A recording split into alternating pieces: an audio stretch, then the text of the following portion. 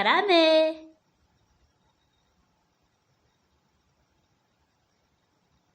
Mbese ni wowe Yesu we? Ko nanze kukwitaba. None si gahunda yawe wowe gahunda yawe na papa wawe n'umwuka wera ntuyizi? Umuntu muhamagaye akabitaba ntimuzi ukuntu muhitagamo umugenza. Urumva ndari kukwitaba si? Wowe uzaje urambipa nzaje ndaguhamagara mbaga naguze paka. Ntabwo nshaka ko uzaje ndakwitaba.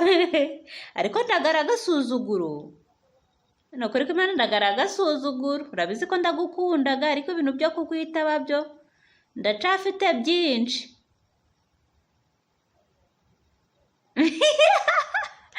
Oya rero. Oya rwose, oya ndago ndabyemera.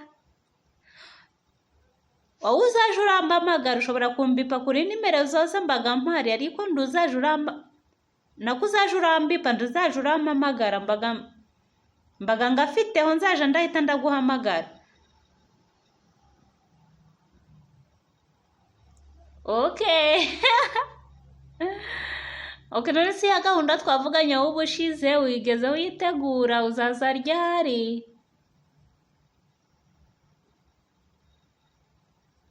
Hari utuntu ukiri gutunganya? Isi we reka nkwibarize. Yesu we umva nkubaze. None sinuza buriya ndizera ko uzampa nka selfie nk'ebyiri mbere yuko utwara abantu tuzabanza dufate selfie, urumva? Okay, tuzaja kuri ya kanopi iri hariya nyine hahandi banyuraga bari kuja kureba intuze, bari kuja kureba ingagi. Tuzafataho selfie imwe. Wenda no muri mera neza twafata imwe, cyangwa si wowe yindi selfie si buriya twayifatira he? Wowe se nta hantu ukundaga ku isi ku buryo twafatira yo selfie? Ese selfie ntabwo uzizi? Ego mana yanje, ubwo se waba ubaga he? Selfie ni ibintu bigezweho cyane. Mbere yo kurya turi serifaga, mbere yo gukaraba tukiserifa, mbere yo kuja ku kazi tukiserifa, twahura n'abantu dukundaga nkawe tukiserifa. Urumva rero ntabwo wazaja kudutwara ngo tubure kubanza gufata selfie. Byaterwa naho umuntu azaja. None si n'umugabo wawe ntubese ko ari mu ijuru?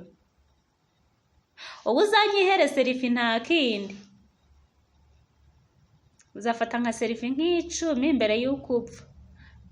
Nako mbere y'uko njana nariyumva barire ndarindibeshe. Wowe si kudapfaga, urarambaga kandi ukaba witeka. Yego. Muri iyi minsi hari ico ngico citwa selfie ku isi nico gihari. Wenda urakizi. Hari n'ikindi c'abasireyi kwini. Bakundaga kuja barakora business yo mu bikari guca nyine. Hari ibintu by'imibiri bagendaga baragira barashekinga. Ubwo wowe ubitekerezaho iki? Njewe siko nkuko Bibiliya bivugaga ko gucirana urubanza ko ntaco nabivugaho.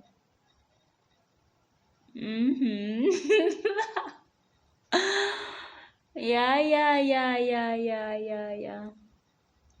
Ariko reka nkubwire, warahombye wewe waje icyo gihe cagiye uza ku isi. Warahombye kuba utarageze hano mu gihe ca selfie. Abantu bose ubu muba mufitanye selfie, mwaragiye muri fotozanya, binari amahoro. Ariko wamenye ubwenge nyine, ntabwo wari kuzaja uravuga ubutumwa nyine, wari kuzaja urihamira muri selfie. Okay. Ico siko gikomeye. Wenda wakibaza nk'abantu nyine bajaga kuri Google kubireba. Yo nje ntabwo mbishoboraga.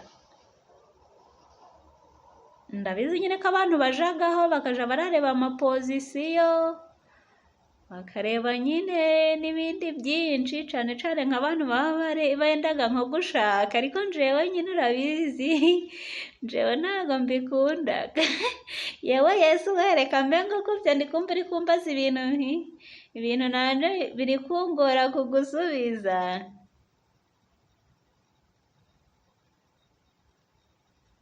yego ndababwira baba abana beza murakoze.